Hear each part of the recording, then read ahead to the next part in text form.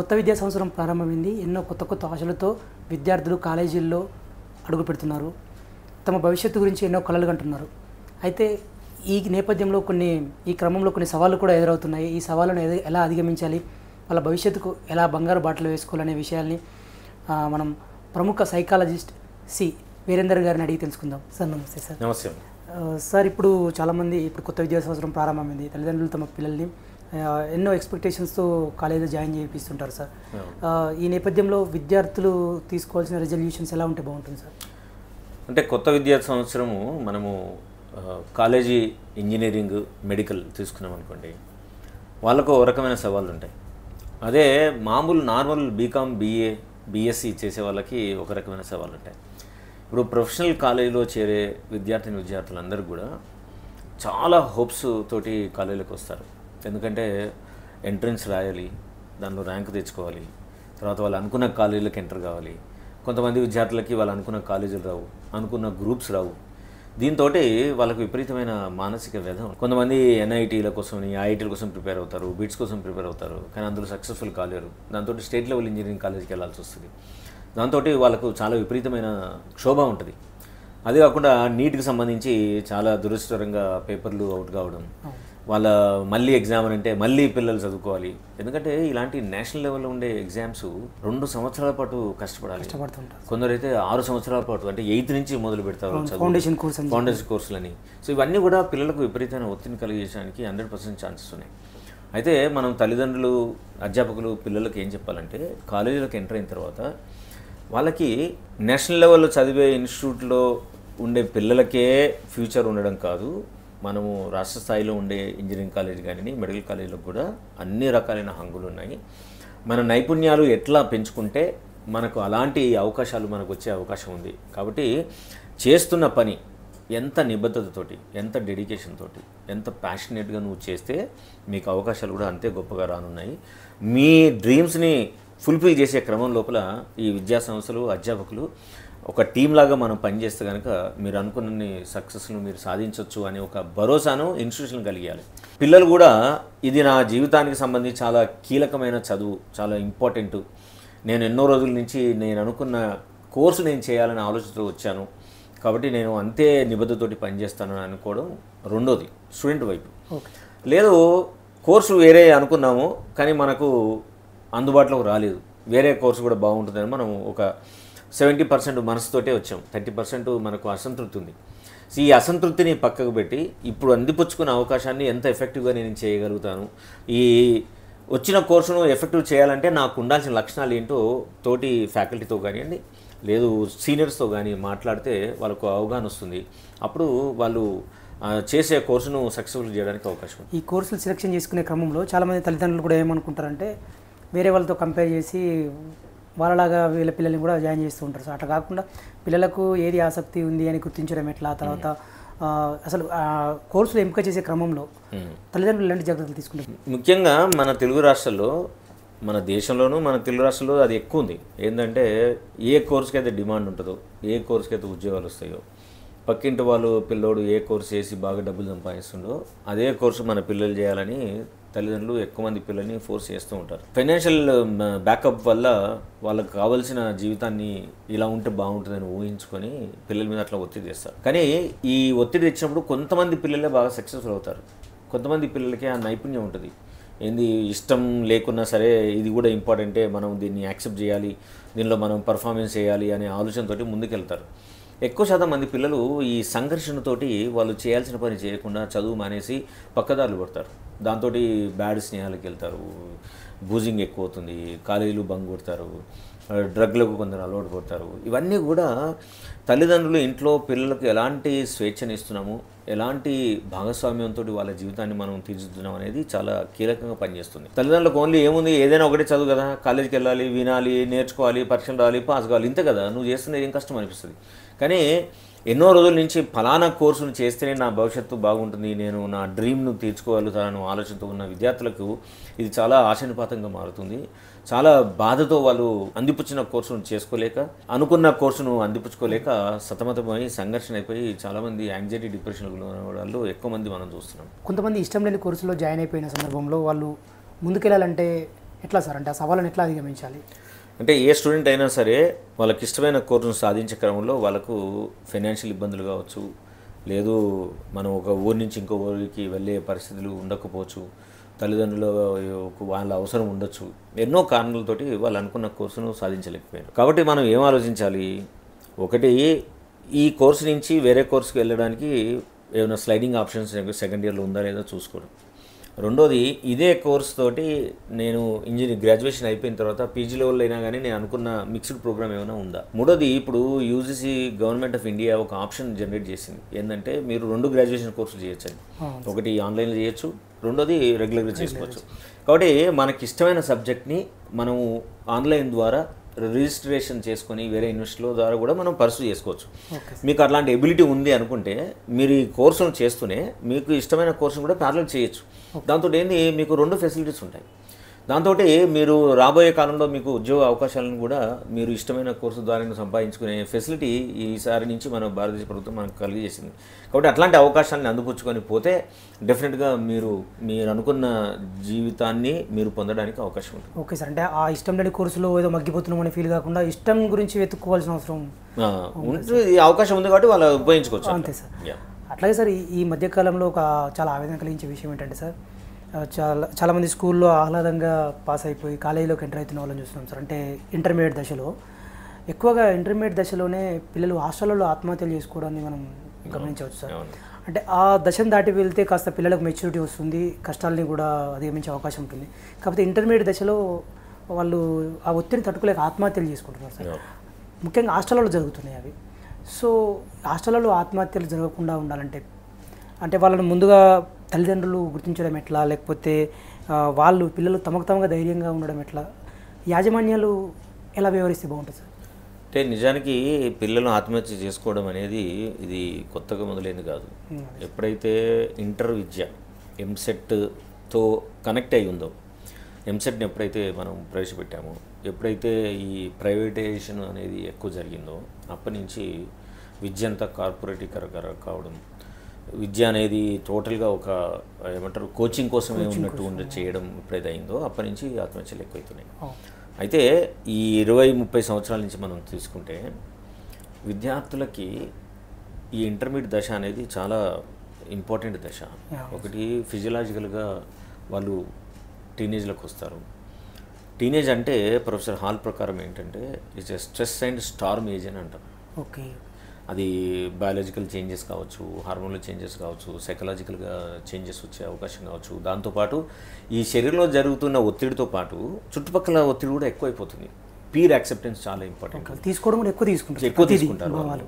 So పిల్లలు ఈ maths, physics, chemistry, zoology, physics, chemistry, botany, physics, chemistry ఇవన్నీ ఒక్కటే చదవాలి, పర్ఫార్మ్ చేయాలి.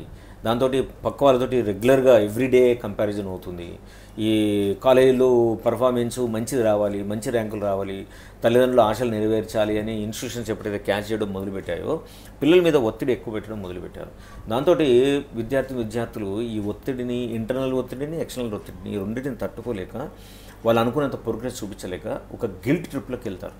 తల్లిదండ్రులు ఇంత డబ్బుని మన మీద ఇన్వెస్ట్ చేస్తున్నారు, నేను చదువుకుందామని ఇక్కడికి వచ్చాను కానీ నేను అనుకున్నంత సాధించలేకపోతున్నాను, పక్క వాళ్ళకంటే నేను తక్కువ పర్ఫార్మెన్స్ చేస్తున్నాను, ఇది అనుకున్నంత వేగంగా నేను గ్రాస్ప్ చేయలేకపోతున్నాను, గ్రాస్ప్ చేసినా సరే వాటిని పర్ఫెక్ట్గా ఎగ్జామ్లో పెట్టినప్పుడు ఆ ఎగ్జామ్లో నేను రిఫ్లెక్ట్ చేయలేకపోతున్నాను, తక్కువ మార్కులు వస్తున్నాయి. దీంతో సెల్ఫ్ ఎస్టీమ్ దెబ్బతింటుంది.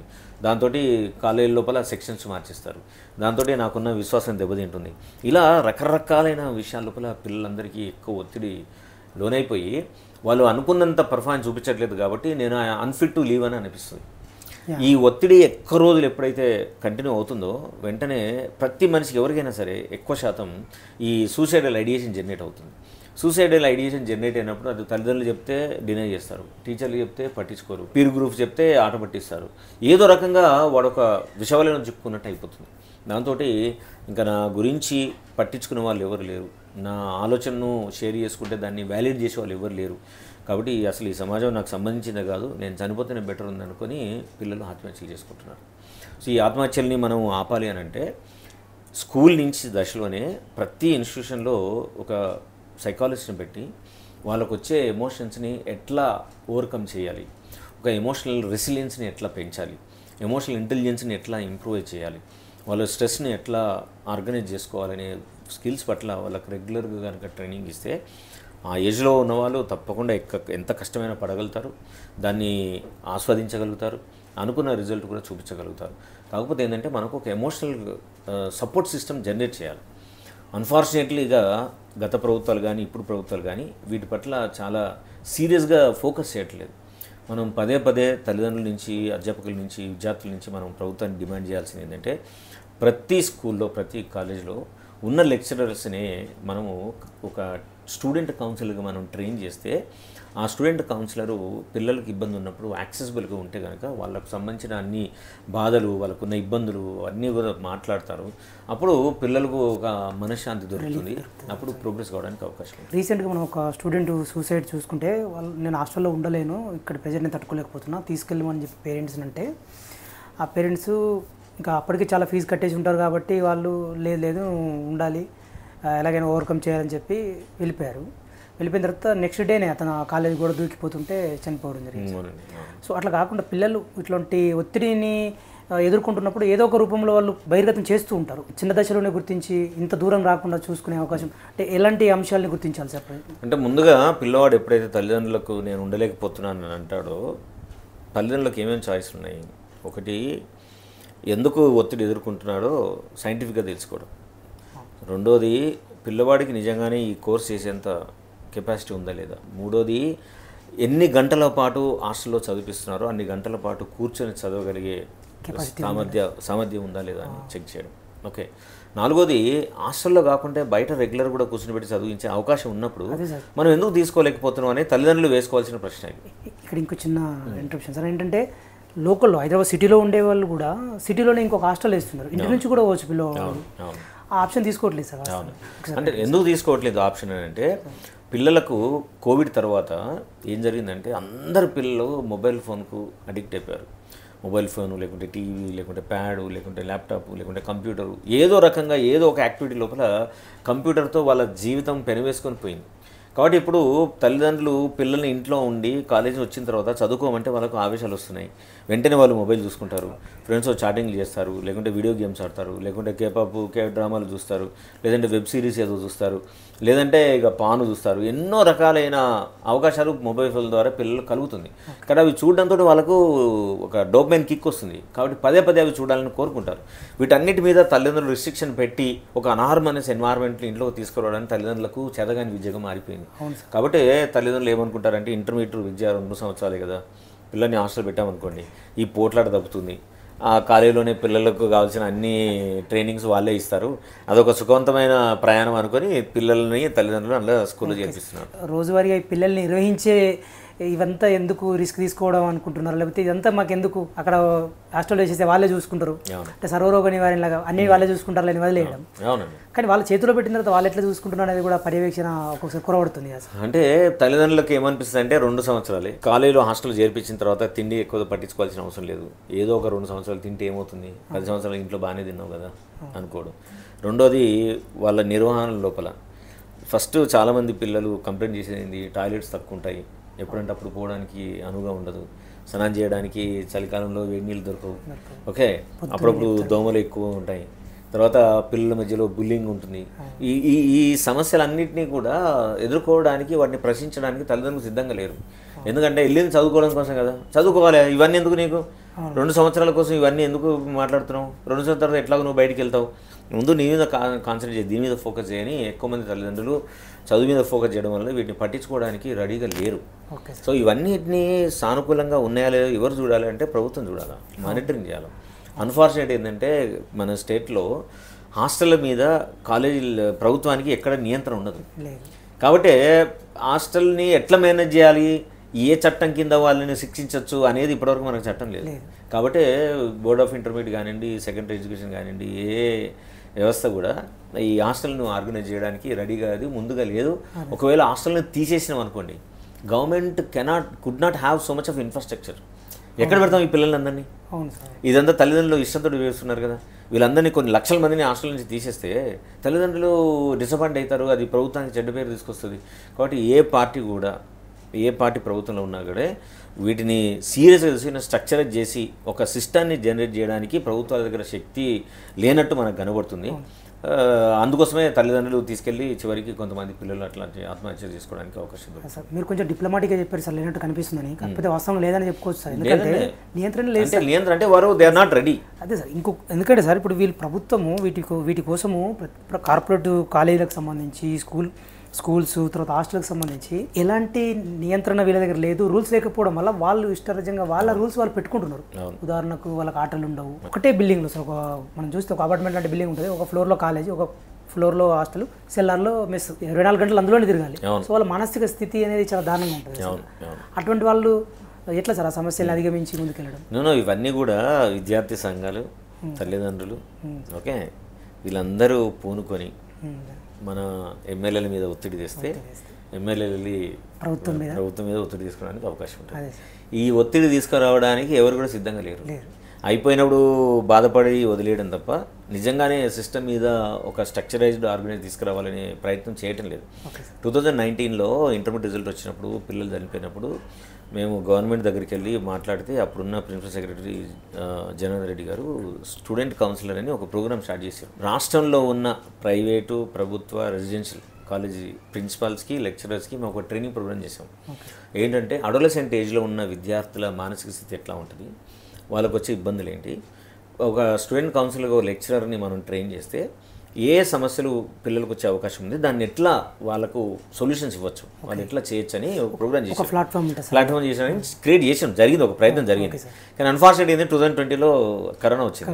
21లో కాలేజ్ నడవలేదు. దాంతో ఆ వ్యవస్థనే మొత్తానికి అది మరుగున పడిపోయింది. మళ్ళీ దాన్ని రివైవ్ చేసే అవకాశం లేదు. So let us appeal to this government, new government, principal secretary కానీ, ఎడ్యుకేషన్ మినిస్టర్ కానివ్వండి, లేదు చీఫ్ మినిస్టర్ కానివ్వండి, దయచేసి సుప్రీంకోర్టు రూల్ ప్రకారం ప్రతి ఇన్స్టిట్యూషన్లో ఒక కౌన్సిలింగ్ సెంటర్ని పెట్టండి. కౌన్సిలింగ్ సెంటర్ పెట్టాలి అని అంటే అట్లీస్ట్ మీరు కొత్త రిక్రూట్మెంట్ చేస్తే మీకు బడ్జెట్ సహకరించకుంటే ఆల్రెడీ ఈ పిల్లల పట్ల ప్రేమతో ఉన్న లెక్చర్లను ఐడెంటిఫై చేసి వాళ్ళని ట్రైన్ చేద్దాం మనం. యాక్సెస్ ఉండడానికి, ఎందుకంటే అక్కడే ఉంటారు కాబట్టి ఈజీగా మాట్లాడడానికి అవకాశం ఉంటుంది. This is one model we can do. Second model ఏంటంటే మన తెలంగాణ రాష్ట్రంలో అన్ని రకాల హాస్పిటల్ ఫెసిలిటీస్ ఉన్నాయి, కానీ మెంటల్ హెల్త్కి సంబంధించి అట్లీస్ట్ స్టూడెంట్స్కి సంబంధించే ఇష్యూస్ని అడ్రస్ చేయడానికి మన దగ్గర ప్రత్యేకమైన హాస్పిటల్ లేదు, క్లినిక్ లేదు. కాబట్టి అలాంటి వ్యవస్థను మనం చేసి మొత్తం తెలంగాణ ఉన్న అన్ని కాలేజీలు, స్కూల్స్, అలాగే మారిటల్ ఇష్యూస్ సంబంధించి కూడా చాలా గొడవలు జరుగుతున్నాయి. కాబట్టి వాటిని మనం కనుక సింక్రనైజ్ చేసి హైదరాబాద్లో సెంటర్ పెట్టి చేస్తే కనుక అన్ని కౌన్సిలింగ్ సెంటర్లో పిల్లలకు కెరీర్ గైడెన్స్ ఇవ్వచ్చు, ఏ కోర్స్ చేస్తే బాగుంటుంది అనేది.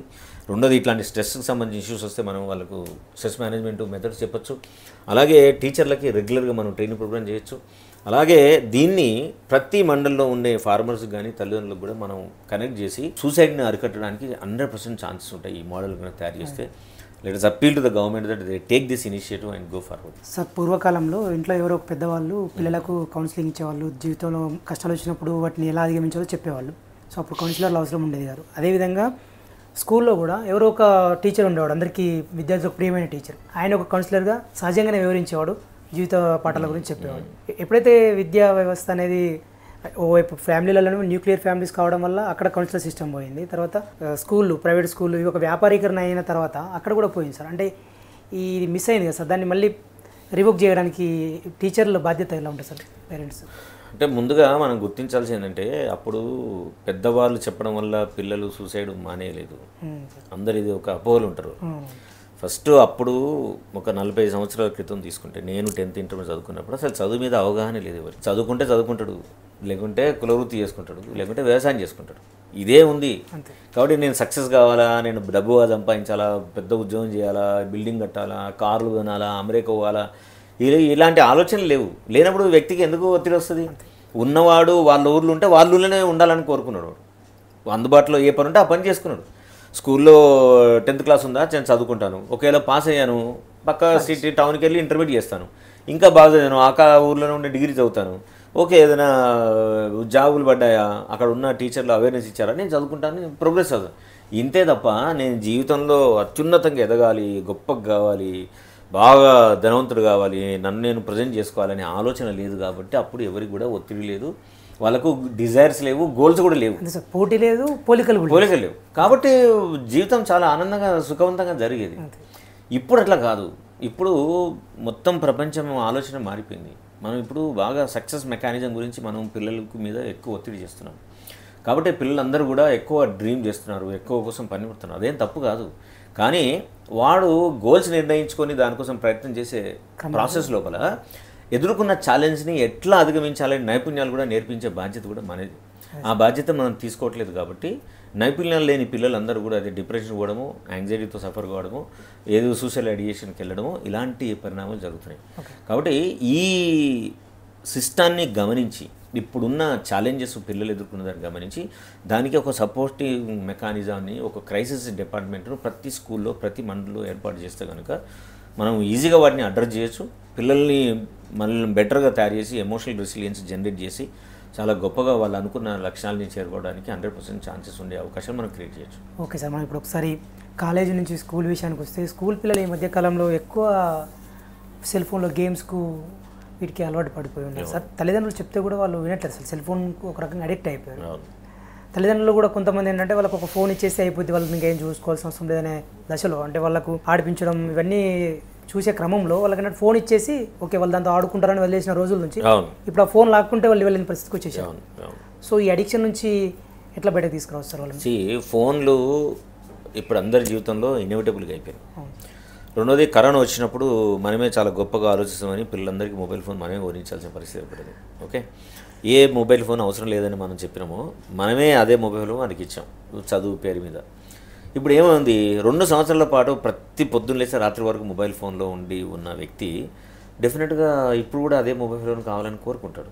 ఓకే, మనము ఎందుకు వాడాలో చెప్పినాం కానీ ఎట్లా వాడాలో మనం చెప్పలేదు. ఒకటి. రెండోది, ప్రభుత్వం కూడా ఇంత పెద్ద వ్యవస్థ ఉన్న ప్రభుత్వం, టెక్నాలజీలో అగ్రగణ్యంలో ఉన్న మన ప్రభుత్వం, అది రాష్ట్రం కావచ్చు, స్టేట్ కావచ్చు, మన సెంట్రల్ కూడా కావచ్చు, కానీ we never created a module. టీచర్లకు ఇవ్వలేదు, అటు తల్లిదండ్రులకు ఇవ్వలేదు. ఇట్లా అడిక్ట్ అయిన పిల్లలు, 2 సంవత్సరాల పాటు వాడిన పిల్లలు, దాని నుంచి ఎట్లా బయటికి తీసుకురావాలనే వ్యవస్థను మనం క్రియేట్ చేయలేకపోయినాం. మనం బాధపడడం, క్రిటిసైజ్ చేయడం, విమర్శించడం ఇవే ఉంది తప్ప మనం ఒక మోడల్ను తయారు చేయడంలో విఫలమైపోయాం. We are all victims of cell phone. కాబట్టి ఇప్పటికైనా ప్రభుత్వము అన్ని స్కూళ్ళలో, భారతదేశంలో అన్ని స్కూల్స్, రాష్ట్రంలో ఉన్న 50,000 స్కూళ్ళందరికీ టీచర్లకి ట్రైనింగ్ ఇవ్వాలా, లేదు సైకాలజిస్ట్గా వాళ్ళకి ట్రైనింగ్ ఇవ్వాలి. ఇచ్చి వాళ్ళకి ఇట్లాంటి అడిక్షన్ నుంచి ఎట్లా విత్డ్రా కావాలి, డీసెన్సిటైజ్ ఎట్లా చేయాలి అనేది కనుక నేర్పిస్తే పిల్లలందరినీ కూడా మనం రెగ్యులరైజ్ చేసి మొబైల్ ఫోన్ ఎంతసేపు వాడాలనో నిర్ణయించి అంతసేపు వాడేటట్టు చేయగలిగేందుకు 100% ఛాన్సెస్ ఉన్నాయనే విషయాన్ని మనం ప్రభుత్వానికి అప్పీల్ చేస్తే మేబీ ప్రభుత్వం వింటది కావచ్చు.